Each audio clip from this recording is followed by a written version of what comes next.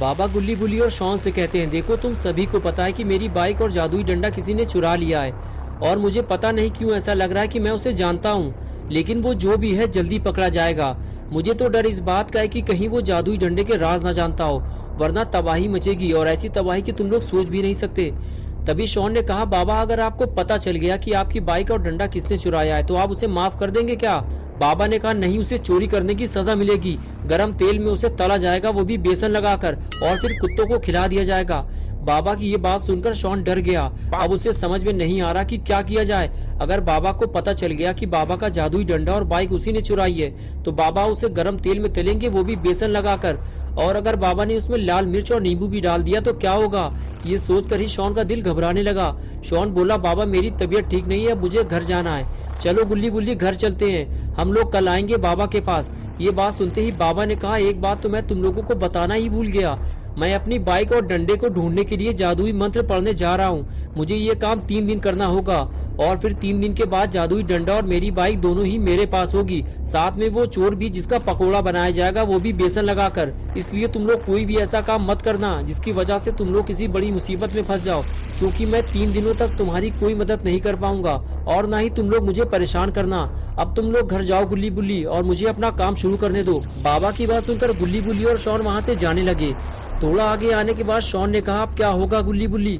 बाबा को मेरे बारे में सब पता चल जाएगा और फिर बाबा मेरा क्या हाल करेंगे? मैंने कोई चोरी नहीं की है गुल्ली, मैं तो सिर्फ तुम लोगों की जान बचाना चाहता था, इसीलिए मैंने बाबा का जादुई डंडा उठाया था। लेकिन जब मैं उसे वापस रखने के लिए आ रहा था तो किसी ने मेरे ऊपर पीछे से वार किया और मैं बाइक से नीचे गिरकर बेहोश हो गया। फिर मुझे नहीं पता कि आगे क्या हुआ, लेकिन फिर भी सारा इल्जाम तो मुझ पर ही आएगा, सजा भी बस मुझे ही मिलेगी। बुल्ली ने कहा, डरो मत शॉन, हम लोग हैं ना तुम्हारे साथ, तुम्हें कुछ नहीं होगा। हम बाबा को कुछ नहीं बताएंगे। हमें जल्दी बाइक और डंडे को ढूंढना होगा। एक बार दोनों चीज मिल जाएंगी तो सब कुछ ठीक हो जाएगा। गुल्ली बोला, हाँ शॉन, बुल्ली सही कह रहा है, हमारे पास अभी 3 दिन का टाइम है। हमें 3 दिन से पहले दोनों चीजें ढूंढ निकालनी है और बाबा को लाकर देनी है। इससे बाबा भी खुश हो जाएंगे और उन्हें कुछ पता नहीं चलेगा। शॉन ने कहा, लेकिन गुल्ली ये सब होगा कैसे? ये इतना भी आसान नहीं होने वाला जितना कि तुम समझ रहे हो। बुल्ली ने कहा, हाँ शॉन, ये आसान नहीं होगा, लेकिन हमें पता लगाना ही होगा कि बाबा का जादुई डंडा किसके पास है, क्योंकि हम सब इसमें फंसे हुए हैं। हम सच जानते हैं लेकिन फिर भी बाबा से छुपा रहे हैं। चलो अब जल्दी गाड़ी में बैठो, घर चलकर हम सबको मिलकर प्लान तैयार करना होगा। और फिर तीनों गाड़ी में बैठकर घर की तरफ जाने लगे। शॉन की उल्टी गिनती अब शुरू हो चुकी है, क्योंकि बाबा ने जादुई मंत्र पढ़ना शुरू कर दिया है। अगर गुल्ली बुल्ली और शॉन सही वक्त पर जादुई डंडा और बाइक नहीं ढूंढ पाए तो शॉन पकड़ा जाएगा और साथ में गुल्ली बुल्ली भी। लेकिन गुल्ली ने अचानक गाड़ी क्यों रोक दी? ये तो रॉड है, लेकिन ये यहाँ क्या कर रहा है, वो भी पलटे हुए ट्रक के पास। गुल्ली बुल्ली और शॉन तीनों रॉड के पास जाने लगते हैं। तभी गुल्ली कहता है कि तुम लोग यहीं रुको, मैं इसका तबला बजाऊंगा। और फिर गुल्ली आगे बढ़कर रॉड के टकली मार देता है। ये देखकर बुल्ली और शॉन को भी मजा आ जाता है। कुछ देर के लिए तो सारा माहौल ही बदल जाता है।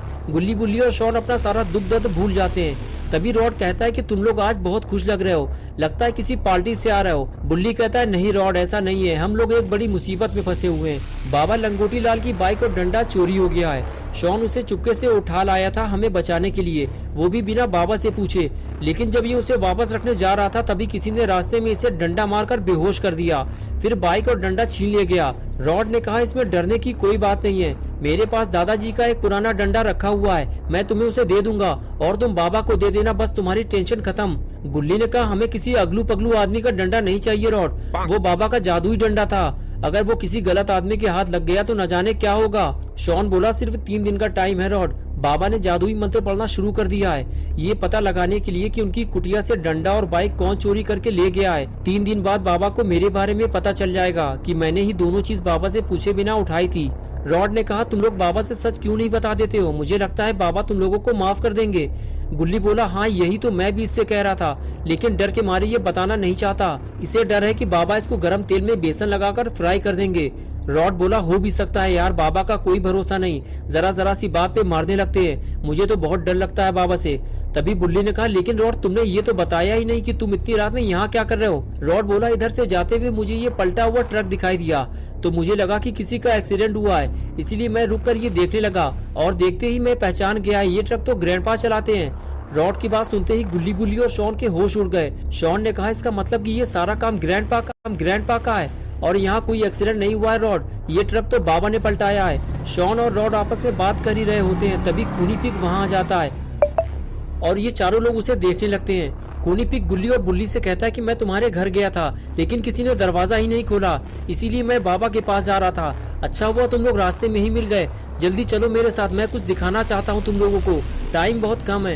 ये कहकर खूनी पिग वहाँ से चला गया, लेकिन खूनी पिग की बातें सुनकर सारे लोग डर गए। खूनी पिग के जाते ही रॉड अपनी वैन में बैठ गया और गुल्ली बुल्ली और शॉन अपनी जीप में, और फिर चारों लोग खूनी पिग के पीछे पीछे चल दिए। खूनी पिग आगे आगे और गुल्ली बुल्ली जीप लेकर उसके पीछे चल रहे थे, और सबसे पीछे था रॉड।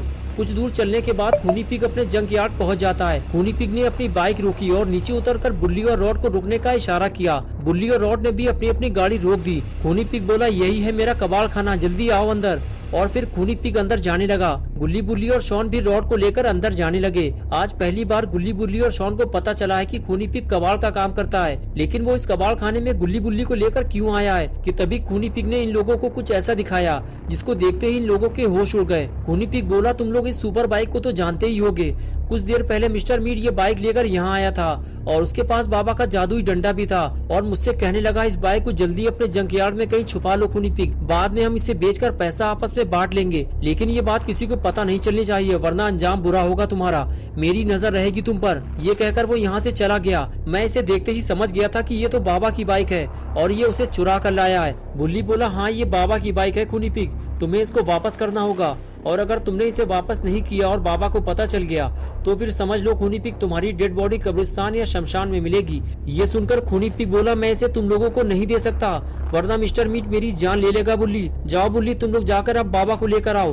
तुम लोगों का ज्यादा देर तक यहाँ रुकना ठीक नहीं है, मेरे साथ साथ तुम लोगों की जान को भी खतरा है। जाओ जल्दी बाबा को लेकर आओ, हम लोगों के लिए मिस्टर मीट से लड़ना आसान नहीं होगा, अब वो और भी ज्यादा खतरनाक बन चुका है। गुल्ली बोला, नहीं खूनी पिग, बाबा आप कुछ दिनों तक हमारी मदद नहीं कर पाएंगे, उन्होंने हमें डिस्टर्ब करने से मना किया है, ये काम हमें ही करना होगा, चलो सब तैयार हो जाओ। गुल्ली खूनी पिग से बात कर ही रहा था कि तभी अचानक से कुछ आवाज सुनाई दी और रॉड अपना सर पकड़कर बैठ गया और इधर उधर देखने लगा। गुल्ली बुल्ली और शॉन रॉड से पूछने लगे, क्या हुआ रॉड? रॉड ने बताया कि कोई चीज मेरे सर को छूते हुए निकली है। रॉड बता ही रहा था कि तभी दूसरी आवाज ने सबको डरा दिया। रॉड ने कहा, अपनी अपनी जान बचाओ, कोई हम पर गोलियां चला रहा है बुल्ली, लगता है मिस्टर मीट को हमारे बारे में पता चल गया है, जल्दी हमें कहीं छुपना होगा वरना हम सब मारे जाएंगे। ये कहकर रॉड आगे चला गया। गुल्ली बुल्ली और शॉन भी रॉड के पीछे पीछे जाने लगे। इस तरह चारों लोग अपनी जान बचाते हुए ये देखने की कोशिश कर रहे थे कि उन पर गोलियां कौन चला रहा है। तभी शॉन ने कहा, खूनी पिग को क्या हुआ है, वो कुछ बोल क्यों नहीं रहा? और फिर सभी लोग खूनी पिग को देखने लगते हैं। तभी बुल्ली धीरे धीरे खूनी पिग की तरफ आगे बढ़ने लगता है और उसे देखकर गुल्ली और शॉन भी खूनी पिग के पास चले आते हैं। बुल्ली देखते ही समझ जाता है कि खूनी पिग को गोली लगी है। बुल्ली कहता है कि खूनी पिग, तुमने कुछ अच्छे काम भी किए होंगे तभी तुम्हारी जान बच गई है, वरना गोली अगर थोड़ा नीचे लगती तो इस वक्त तुम नर्क में होते। चलो रॉड, हमें इसको जल्दी हॉस्पिटल लेकर चलना होगा, वरना अगर ये मर गया तो बेफालतू का खर्चा बढ़ जाएगा। इसे जलाने के लिए लकड़ी और देसी घी का इंतजाम करना पड़ेगा और वो मैं करूंगा नहीं। रॉड कहता है, इसे हॉस्पिटल ले जाने की जरूरत नहीं है बुल्ली, इसे मेरी वैन तक ले चलो, मैं इसका काम तमाम कर दूंगा। लेकिन हम बाहर जाएंगे कैसे? बाहर तो कोई गोलियां चला रहा है। ये सुनकर गुल्ली कहता है, रुको, मैं और शॉन बाहर जाकर देखते हैं कि गोलियां कौन चला रहा है, उसे ठिकाने लगाना ही होगा, वरना खूनी पिग के साथ साथ हम सब भी मारे जाएंगे। ये कहकर गुल्ली शॉन को लेकर वहाँ से जाने लगा। तभी पीछे से बुल्ली बोला, जरा ध्यान से गुल्ली, मिस्टर मीट से लड़ना आसान नहीं है और उसके पास जादुई डंडा भी है। गुल्ली बोला, हाँ मुझे पता है बुल्ली। ये कहते हुए वो पीछे के रास्ते से नीचे कूद गया। उसे देखकर शॉन भी वही करता है, लेकिन वो गधे की तरह नीचे गिर जाता है। गुल्ली उसे उठाता है और फिर दोनों आगे जाने लगते हैं। अच्छा हुआ शॉन को चोट नहीं लगी, वरना एक और नई मुसीबत खड़ी हो जाती। गुल्ली और शॉन दोनों इस बात का ध्यान रखते हुए धीरे धीरे आगे बढ़ते हैं कि उनके कदमों की आवाज दुश्मन के कानों तक न पहुंच जाए। आगे आने के बाद दोनों छुपकर देखने लगते हैं कि गोलियां कौन चला रहा है, लेकिन उन्हें कोई दिखाई नहीं देता। बस वहाँ एक अनजान कार खड़ी हुई दिखाई देती है जो पहले वहाँ नहीं थी। शॉन कहता है, वहाँ तो कोई नहीं है, लेकिन वो कार किसकी है? गुल्ली कहता है, लगता है शूटर उसी गाड़ी से आए थे शॉन, वो खूनी पिग को निपटा कर भाग गए हैं, चलो आगे चलकर देखते हैं। और फिर दोनों डरते हुए धीरे धीरे आगे बढ़ते हैं, लेकिन गोलियां चलना बंद हो चुकी हैं। गुल्ली को यकीन हो जाता है कि वो जो भी था शायद वो चला गया है या उसकी गोलियां खत्म हो चुकी हैं, वरना अब तक वो इन दोनों पर फायर कर चुका होता। शॉन कहता है चलो गुल्ली, हमें वो कार देखनी चाहिए, तभी हमें पता चलेगा कि गोलियां चलाने वाला कौन था। गुल्ली कहता है नहीं शॉन, अब हमें वापस चलना होगा, हमारे पास टाइम ज्यादा नहीं है। खूनी पीक का इलाज अगर सही वक्त पर नहीं हुआ तो वो मर जाएगा, चलो जल्दी निकलो यहाँ से।